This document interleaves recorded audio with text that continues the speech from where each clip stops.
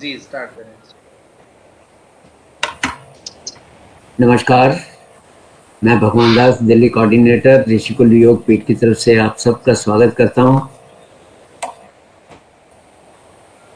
आज का webinar doctor Anjali हमारे बीच उपस्थित हैं और वेबिनार प्रारंभ करने से पूर्व ईश्वर की वंदना करते हैं। आइए उसके चरणों में हाजिरी लगाएं। कमर गर्दन सीधी, आंखें बंद, गहरा लंबा सांस लें। ओम सर्वे भवन्तु सुखिनः, सर्वे सन्तु निरामया, सर्वे भद्राणि पश्यन्तु, मा कश्चित् दुर्भाग् भवेत्। ओम। दोनों हथेलियों का घर्षण करें, कोमल से अपने चेहरे पर स्पर्श करें।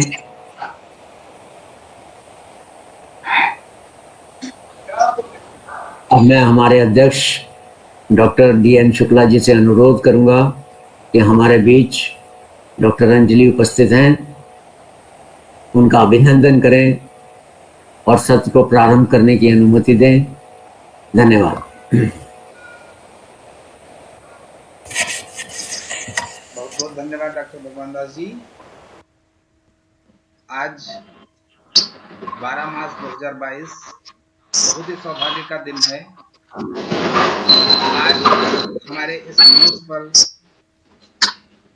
जो राष्ट्रीय वेबिनार 365 दिवसीय लगातार संचालित किया जा रहा है, जिसमें आज 136वां महासत्र है।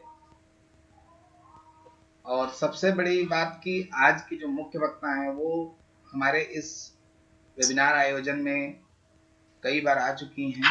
आज पुनः उनका सत्र हमारे ऋषिकुल योग पीठ परिवार के लिए बहुत ही आभार की बात है कि वो लगातार सेवा दे रही हैं और हर बार एक नए विषय के साथ, नई जानकारियों के साथ उपस्थित होती हैं।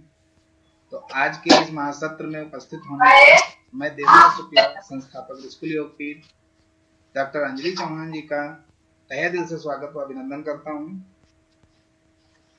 आज का जो मुख्य विषय है, योग के बारे में जो भ्रांतियां हैं लोगों में, उस पर परिचर्चा करेंगी। बहुत ही अच्छा सत्र है, इसको बिल्कुल ध्यानपूर्वक सभी लोग जुड़े रहें। इससे आपको जो भी कंफ्यूजन है उनका सॉल्यूशन मिल जाएगा।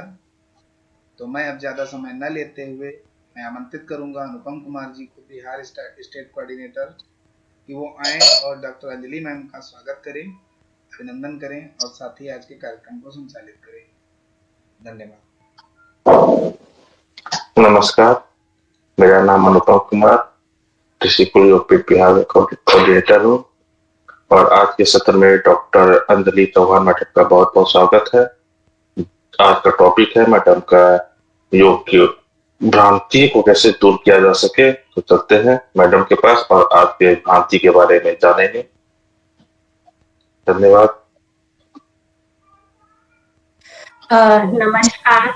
और सबसे मैं धन्यवाद देना चाहूंगी ऋषिकुल योग पीठ का और के सभी सदस्यों का, जिन्होंने मुझे बार बार यहाँ पर निमंत्रित किया और अपने जो मेरे विचार हैं उनको मैं यहाँ व्यक्त कर पाती हूँ और आप लोग के साथ साझा कर पाती हूँ।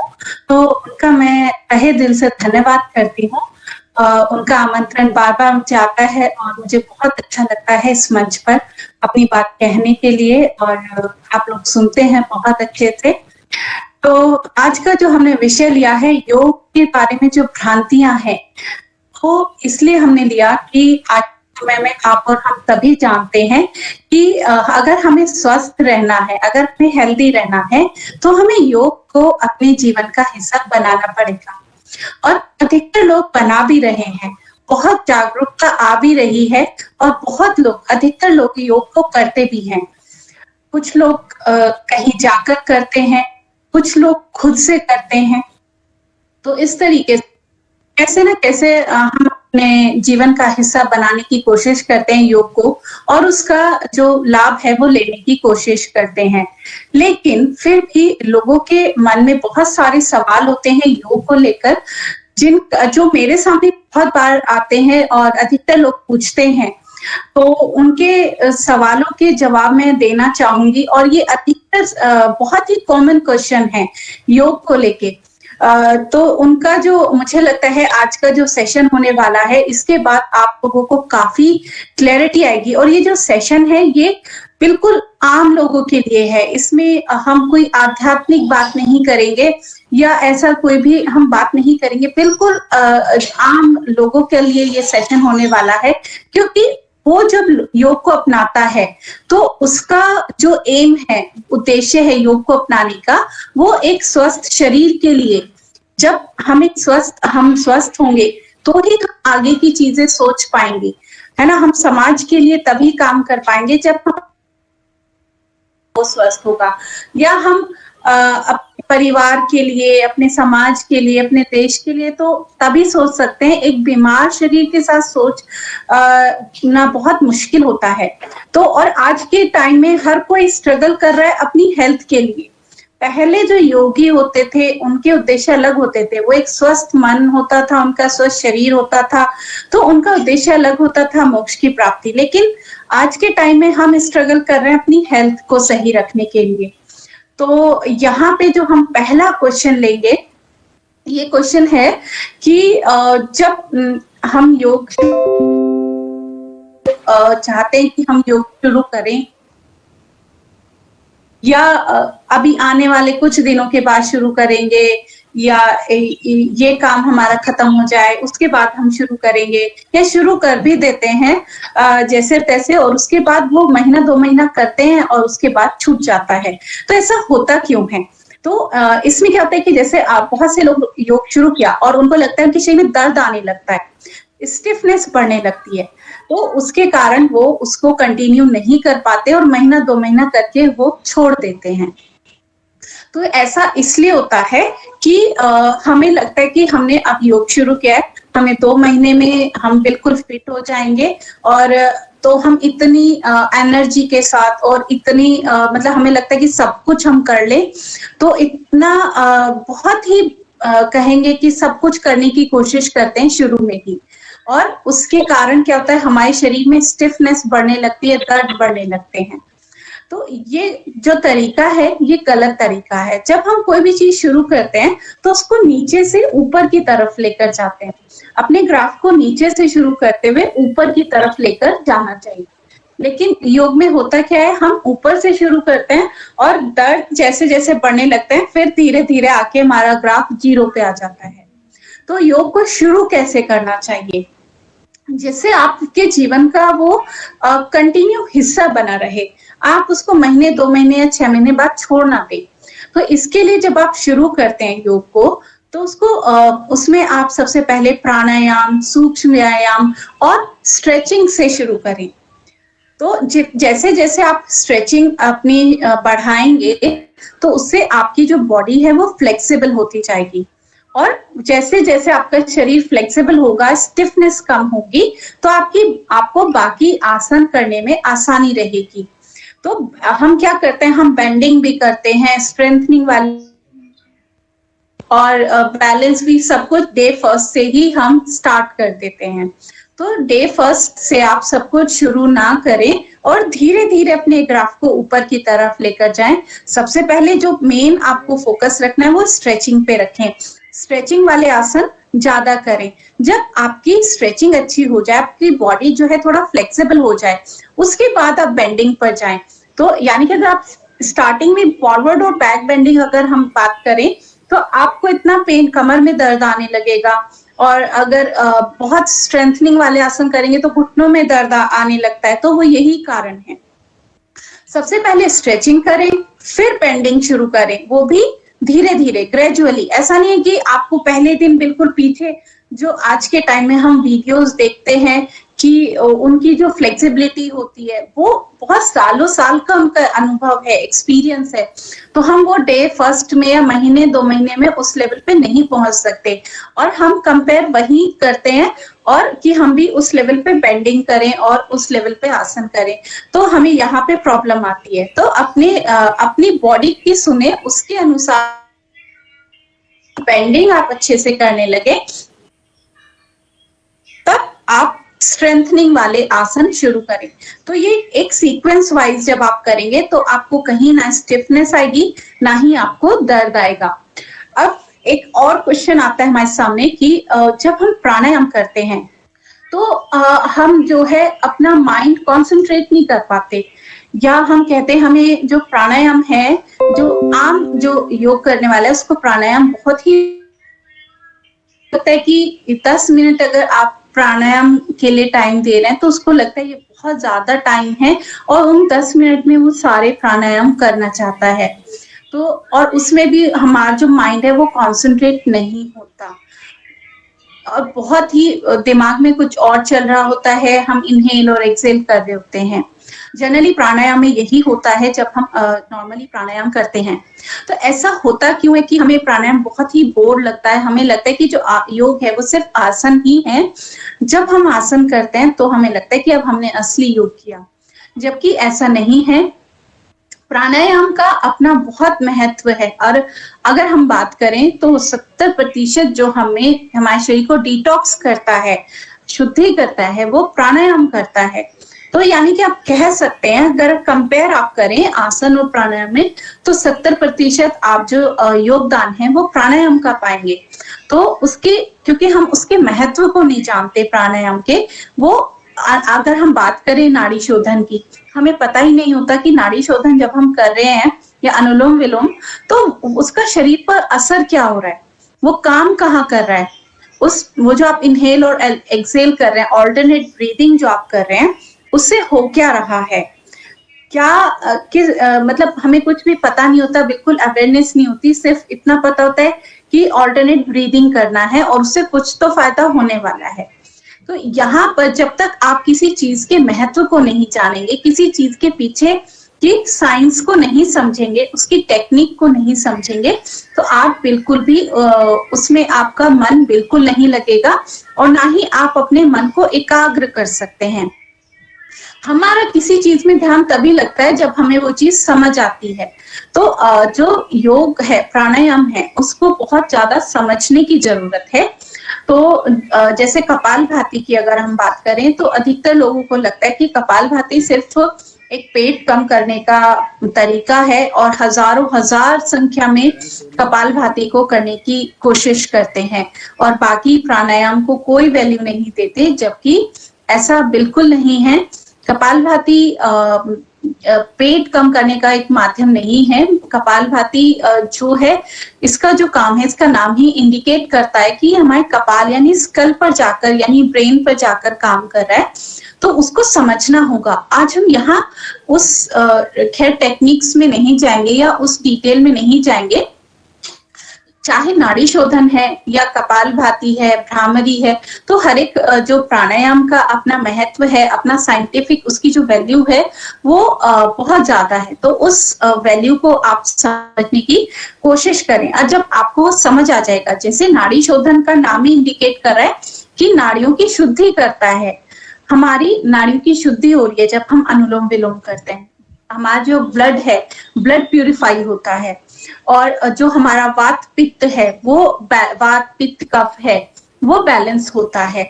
हमारा जो सिंपैथेटिक पैरासिम्पैथेटिक नर्वस सिस्टम है, वो उसमें बैलेंस आता है, उसमें समानता आती है। तो इस तरीके के बहुत सारे जो फायदे होते हैं हमें, तो जब तक आप उनको समझेंगे नहीं, आपको बिल्कुल भी मन नहीं लगेगा प्राणायाम में। तो जो सही तरीका है वो यही है, पहले उसके महत्व को समझें और वो काम क्या कर रहा है हमारे शरीर पर, तो उसको समझें। और यहाँ पर भी मैं एक चीज और कहना चाहूंगी प्राणायाम के बारे में। जब हम प्राणायाम करते हैं तो हमें लगता है प्राणायाम सिर्फ इनहेलेशन है, यानी कि हम फोर्सफुली बहुत लंबा इनहेल करने की कोशिश करते हैं और बाकी किसी चीज पर ध्यान नहीं देते। जबकि ऐसा नहीं है। जो प्राणायाम है, अगर आप किसी भी प्राणायाम की बात करें, कपालभाति की बात करें, तो उसमें भी आप एक्सेल करते हैं, यानी कि डोमिनेंट जो है, एक्टिव जो है, वो हमारा एक्सेल है।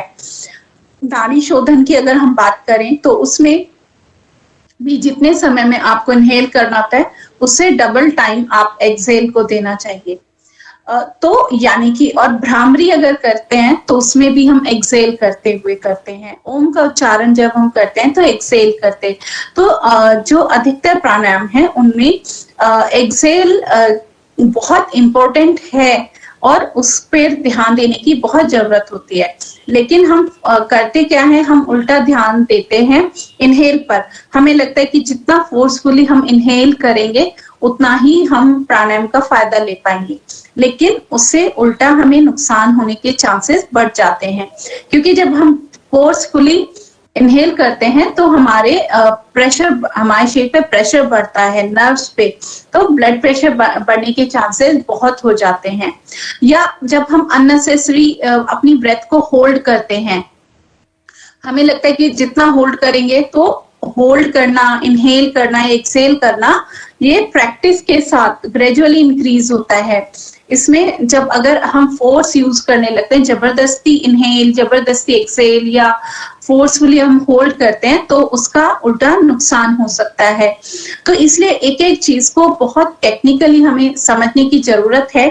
और यहाँ पर आकर इसीलिए प्राणायाम का तो या तो हमें बेनिफिट नहीं मिलता, या फिर हम उसको टाइम ही नहीं देते। दूसरा, प्राणायाम के बारे में एक चीज और है कि हम बहुत ही तेजी से करने की कोशिश करते हैं, और तो जितना आप स्लो करेंगे, जितना धीरे करेंगे, उतना ही आपको वो आपके लिए बेनिफिशियल होगा। और इसके लिए भी आपको उस प्राणायाम को, हर एक प्राणायाम को समझने की जरूरत है।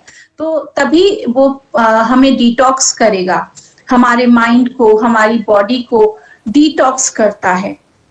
लेकिन जब हम उसको सही तरीके से करते हैं तब। और अगर जल्दी जल्दी 5 मिनट में हमने सारे प्राणायाम कर लिए, तो हमें उसका कोई भी लाभ नहीं मिलता।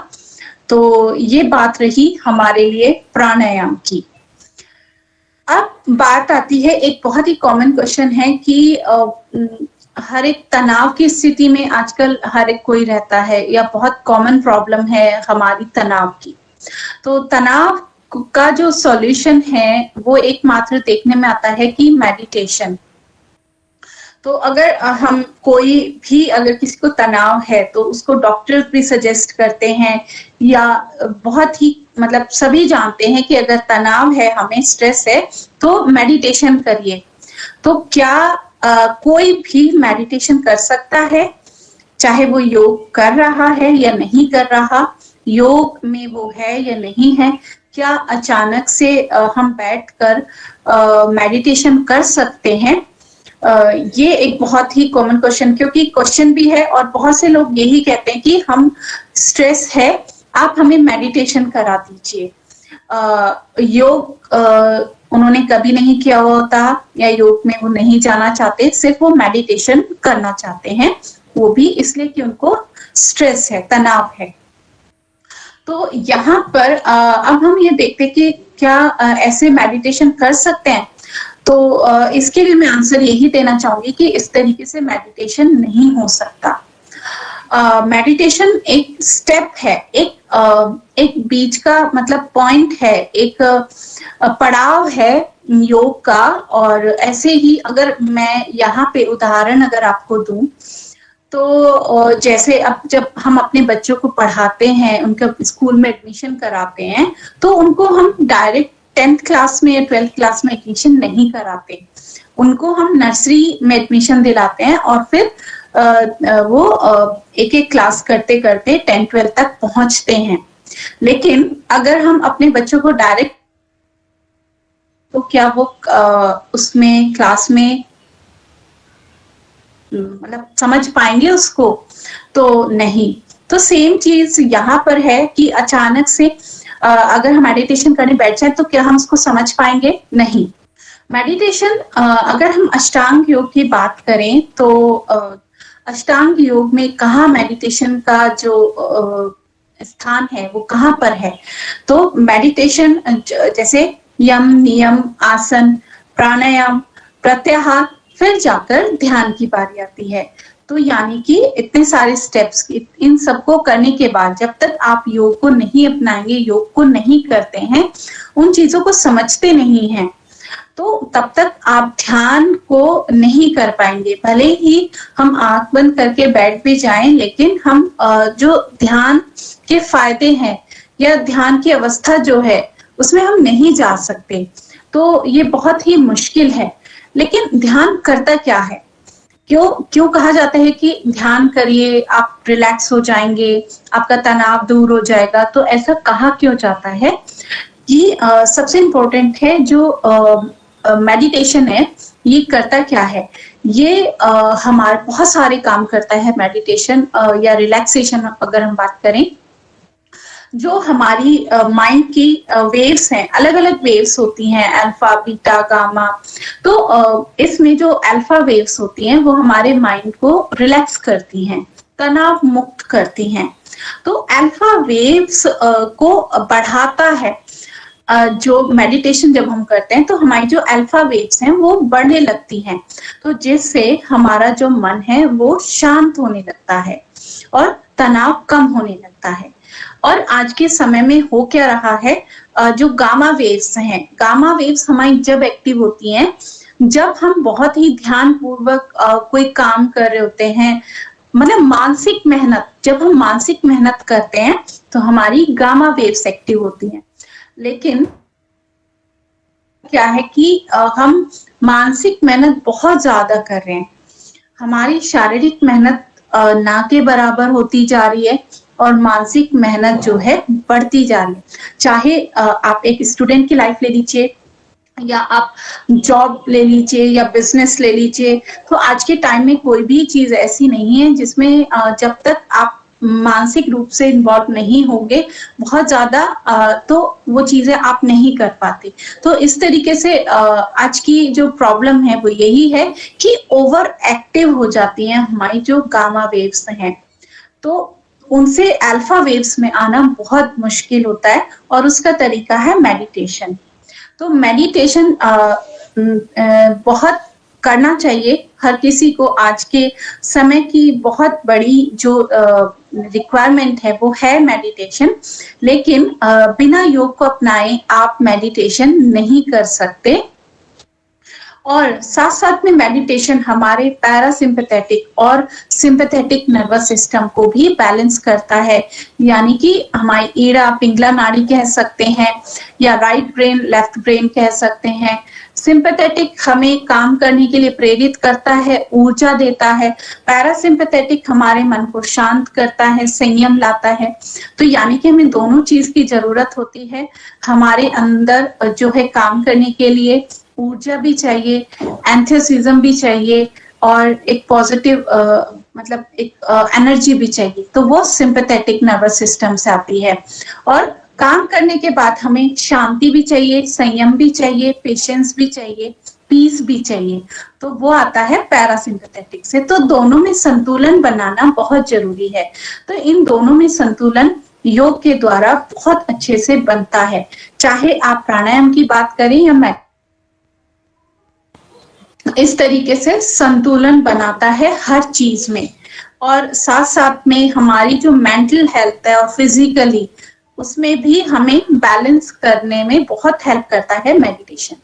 तो और जो ध्यान है, पहले जो हमारे घर, जो हमारे जो दैनिक जो हमारी दिनचर्या होती थी, नॉर्मल जो रूटीन होता था, उसी में इन्वॉल्व होते थे, उसी में हमारे आते थे। जैसे हमारा सुबह शाम का पूजा पाठ करना है, भजन कीर्तन, या ऐसी जो चीजें होती थी वो भी एक मेडिटेशन का काम करती थी। लेकिन आज के टाइम में वो चीजें भी कम होती जा रही हैं, और हम कहें तो हम 5 मिनट भी अगर पूजा में अगर बैठते हैं तो हमें वो भी बहुत मुश्किल लगता है। तो या भजन कीर्तन गाना, तो इस तरीके की चीजें जो हमारी दैनिक दिनचर्या का जो नॉर्मल रूटीन का हिस्सा थी उनको भी हम कम करते जा रहे हैं और पूरा डिपेंड है मेडिटेशन पर। तो मेडिटेशन तो करें अपने आप को स्ट्रेस फ्री रखने के लिए, लेकिन जो हमारे दिनचर्या के जो आम दिनचर्या के तरीके हैं उनको भी वैल्यू देनी चाहिए कि क्योंकि हमारे अंदर पेशेंस नहीं है कि हम 5 मिनट बैठकर प्रार्थना करें या पूजा करें। तो भले हम इतना आधा 1 घंटा हम टाइम वेस्ट कर सकते हैं फोन पर हम 5 मिनट नहीं बैठ सकते पूजा के लिए। तो ये कहीं ना कहीं हमारे मेंटल मतलब वो है कि हम पेशेंस नहीं है। तो ये सब चीजें योग से आएंगी, प्राणायाम से आएंगी, मेडिटेशन से आएंगी। तो हम अपने आप वो चीजों में हम बैलेंस करना सीखते हैं। तो इस तरीके से। और यहाँ पर एक चीज और कहूंगी कि एक मतलब खुशी होती है एक चीज और एक चीज होती है आनंद। तो जो आनंद होता है वो हमें योग से मिलता है या हम कह सकते हैं मेडिटेशन से, प्राणायाम से मिलता है। जबकि खुशी हम किसी भी चीज से ले सकते हैं। अगर हमने कार खरीदी या कोई चीज खरीदी तो उससे भी हम खुश हो सकते हैं, लेकिन उससे हमें आनंद नहीं आएगा। आनंद आएगा तब जब हम मेंटली रिलैक्स होंगे। तो वो योग के द्वारा आप आनंद की अनुभूति कर सकते हैं। एक क्वेश्चन आता है, जब बहुत से लोग जब योग को शुरू करते हैं तो वो कहते हैं क्या हम योग शुरू करेंगे तो क्या हम पतले हो जाएंगे, तो क्या हमारा वेट कम हो जाएगा योग से। तो उनको वो डाउटफुली ही आते हैं और उनके माइंड में बहुत बड़ा ये क्वेश्चन मार्क होता है कि हम जा तो रहे हैं योग को करने, लेकिन पता नहीं हमारा वेट रिड्यूस होगा या नहीं होगा। तो यहाँ पर भी मैं एक बात कहना चाहूंगी कि डेफिनेटली योग से वेट कम होता है, क्योंकि वो बहुत ही साइंटिफिकली वर्क करता है। योग को ना करने के साथ साथ समझने की बहुत ज्यादा जरूरत है।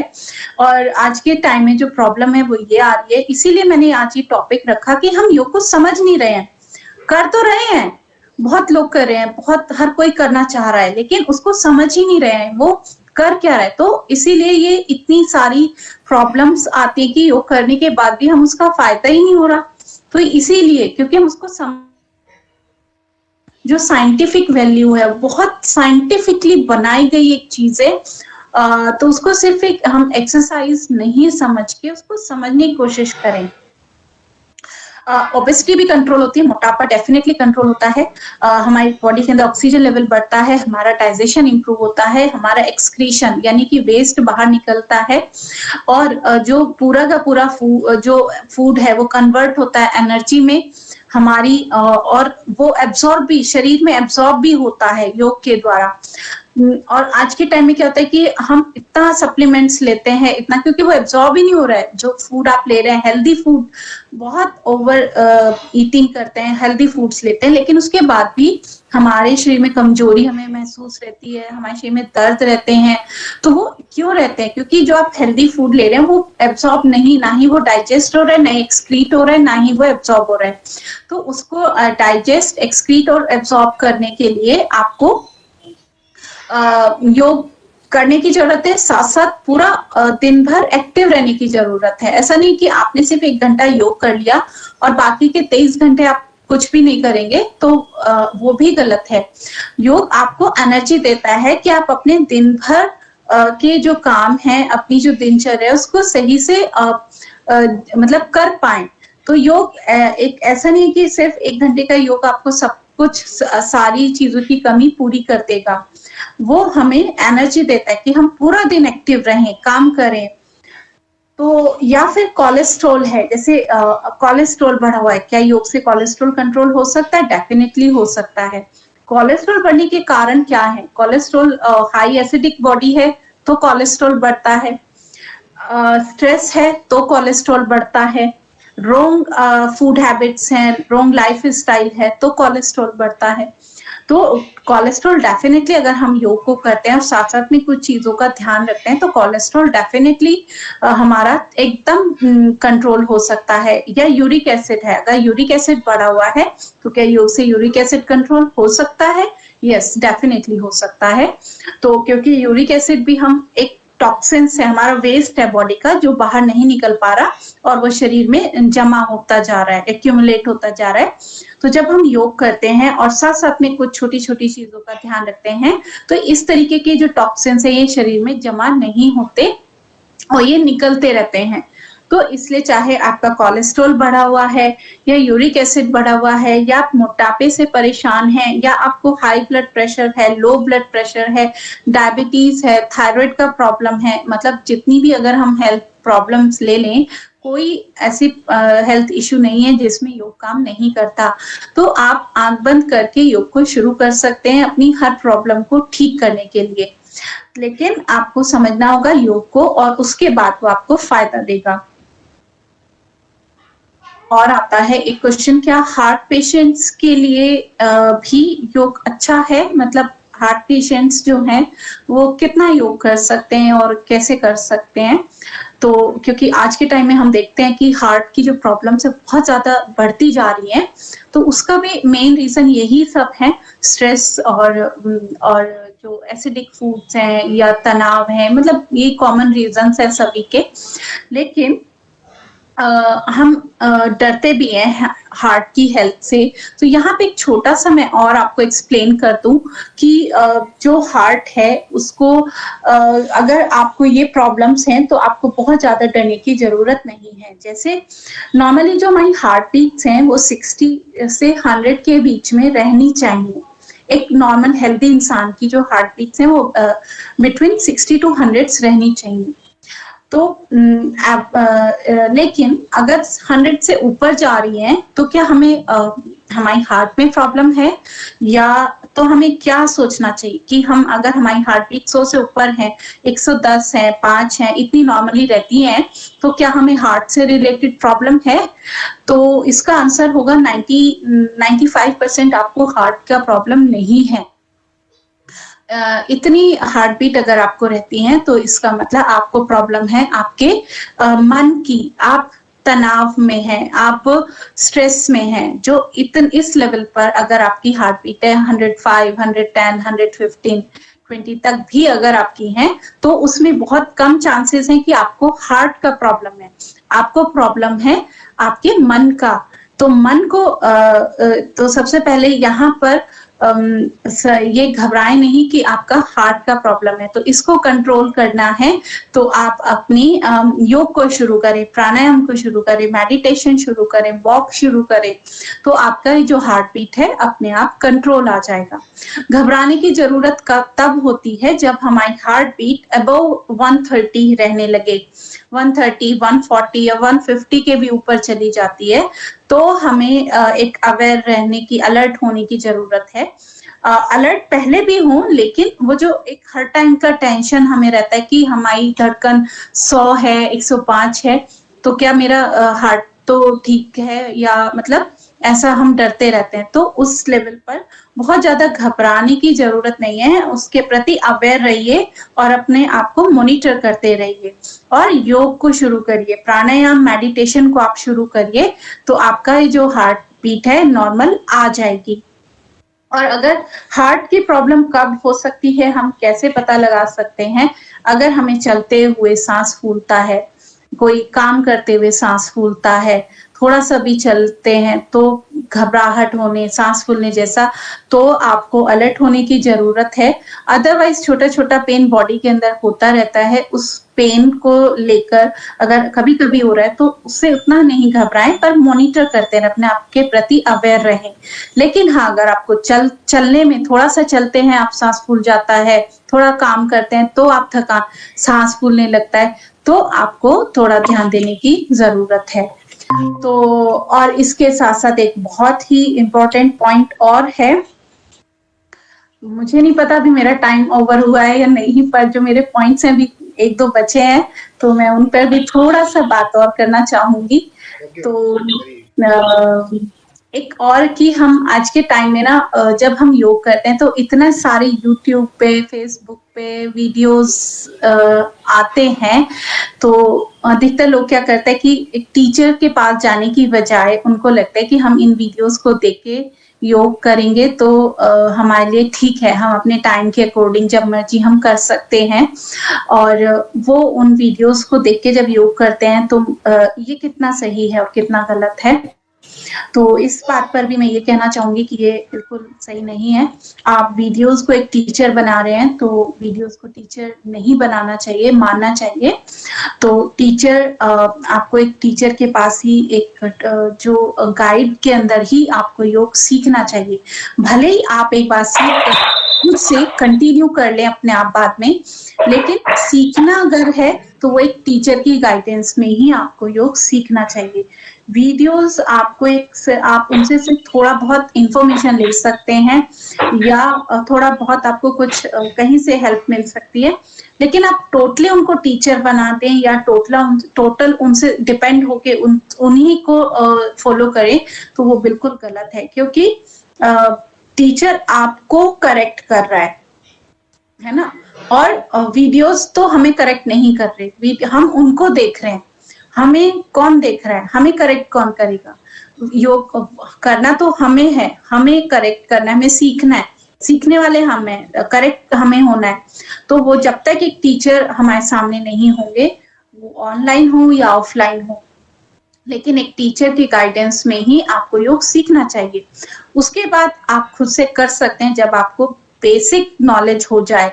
क्योंकि इसमें भी जैसे किसी को बैक पेन रहता है तो उसको उसी के अनुसार योग करना चाहिए। किसी को हाई ब्लड प्रेशर है तो उसको भी बहुत सारी चीजें करनी है, बहुत सारी नहीं करनी। बहुत से प्राणायाम उसके लिए अच्छे हैं, बहुत से नहीं अच्छे। बहुत से आसन उसके लिए अच्छे हैं, बहुत से नहीं अच्छे। या किसी को हार्निया है, किसी को एस्थमा है, किसी को हार्ट का प्रॉब्लम है, किसी को घुटने में दर्द है। तो आप जब एक टीचर के पास जाके करते हैं तो वो आपको आपके अकॉर्डिंग योग कराता है। तो यहाँ पर ये समझने की बहुत ज्यादा जरूरत है।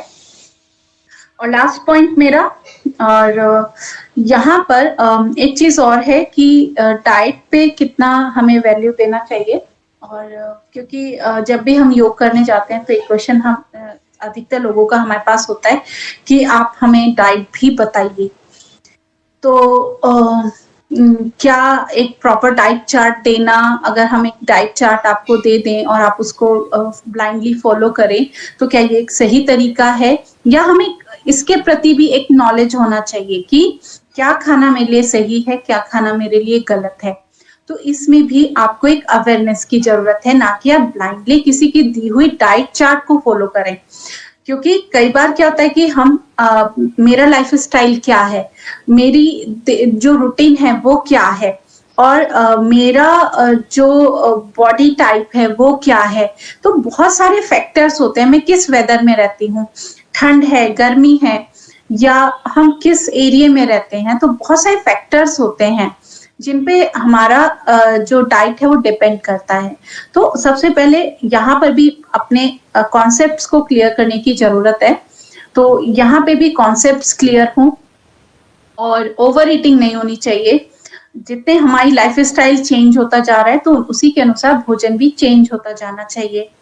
जैसे जैसे हमारी शारीरिक मेहनत कम हो रही है तो खाना भी उसी के अकॉर्डिंग हमारा चेंज होना चाहिए। जबकि खाना चेंज नहीं हो रहा है, सिर्फ जो लाइफ स्टाइल है, हमारी शारीरिक मेहनत वो कम होती जा रही है, खाना एज इट इज है या बढ़ गया है हम कहें तो। क्योंकि ड्राई फ्रूट्स हम नहीं छोड़ सकते, फ्रूट्स हम नहीं छोड़ सकते, तीनों टाइम का मील है वो हम नहीं छोड़ सकते। इसके बाद हमारी चाय है और भी बहुत सारी चीजें हो जाती हैं। तो क्या इतना खाना खाने की हमें जरूरत है? फास्टिंग हम कर नहीं पाते, क्योंकि अगर हम कहते हैं कि आप फास्टिंग करिए, नहीं, फास्टिंग हमसे होती नहीं है। तो क्योंकि हम पेशेंस नहीं है ना। अगर वीक में एक फास्टिंग में अगर नॉर्मल, बिल्कुल नॉर्मल हम बात करें तो इसे एक मील स्किप करना है आपको। तो क्या हम 1 वीक में 1 मील भी स्किप करने का पेशेंस नहीं है हमारे अंदर? तो वो पेशेंस लेकर आइए उसमें भी, क्योंकि एक टाइम तो भोजन आप कर ही रहे हैं। तो यहाँ पे शरीर की जरूरत नहीं है, मन की जरूरत है।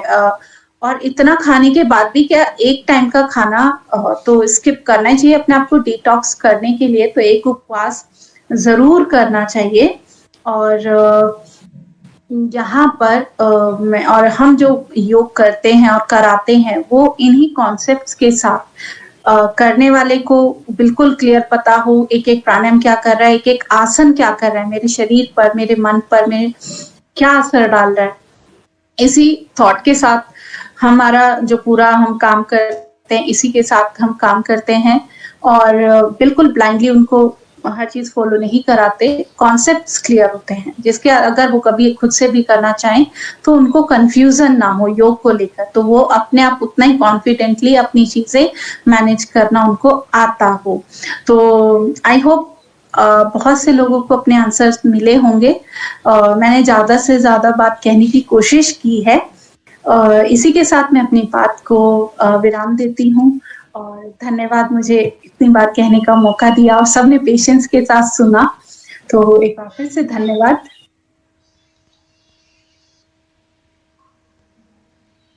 बहुत बहुत धन्यवाद डॉक्टर अंजलि चौहान जी को आज के इस महासत्र में अपना बहुमूल्य समय दिया और साथ ही उन लोगों के लिए जो एक भ्रांतियां योग को लेकर रहती हैं कि क्या हमें योग करना चाहिए, कैसे करना चाहिए, अपना योग गुरु बनाना चाहिए, योग गुरु के सानिध्य में योग करना चाहिए, अपना डाइटिंग सिस्टम कैसा रखना चाहिए। तो ये कहीं ना कहीं आज बहुत सारे ऐसे प्रश्न रहे होंगे लोगों के मन में जिनके उत्तर आंसर्स आज जो है आप सबको मिल गए होंगे। और ये हमारा वीडियो फेसबुक लाइव चल रहा है, मगर ये फेसबुक पर आपको हमारे रेस्क्यू योगपीठ चैनल पर लगातार मिलेगा और साथ ही यूट्यूब चैनल पर भी ये वीडियो मिलेगा, जिससे आप लगातार इसको देख सकते हैं, समझ सकते हैं। और मेरी यही गुजारिश है कि इस वीडियो को, इस सत्र को ज़्यादा से ज़्यादा लोग शेयर करें ताकि समाज में जो योग को लेकर भ्रांति है उस पर सबको अच्छी सी जानकारी प्राप्त हो सके, जिससे वो योग अच्छे से कर सकें और अपना स्वास्थ्य सुधार सकें, स्वस्थ जीवन जी सकें। आज का ये महासत्र बहुत ही अच्छा रहा। हमारा रेस्क्यू योगपीठ परिवार पूरा धन्यवाद करता है डॉक्टर अंजलि चौहान जी का कि उन्होंने अपना बहुमूल्य समय दिया और एक अच्छी जानकारी प्रदान की इस चैनल के माध्यम से। और आज के इस कार्यक्रम को यहीं पर विराम देने के लिए अब मैं आमंत्रित करूंगा डॉक्टर भगवान दास जी को कि वो आएं और अंजलि मैम का धन्यवाद करें और साथ ही शांति पाठ कराते हुए आज के कार्यक्रम को यहीं पर विराम दें।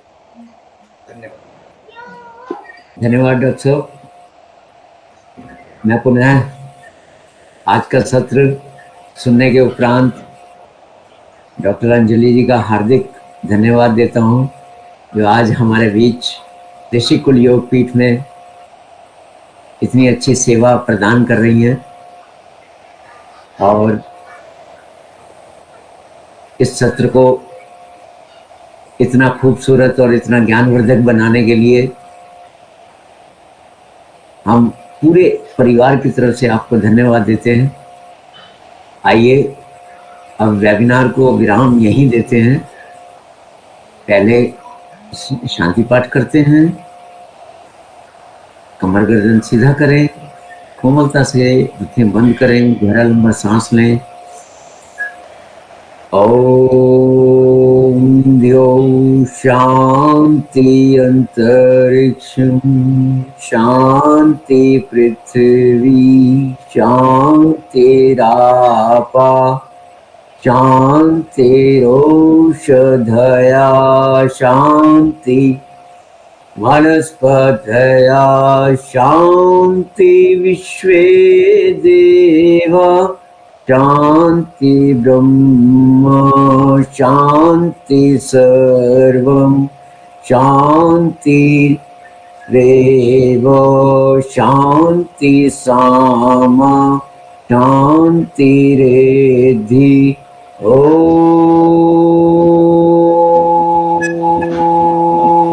शांति शांति शांति।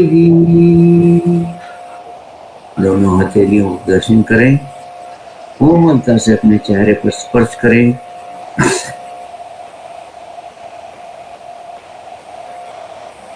आज का वेबिनार यहीं विराम देते हैं। कल इसी समय पुनः उपस्थित होंगे। तब तक के लिए आज्ञा दें। धन्यवाद। ओम शांति।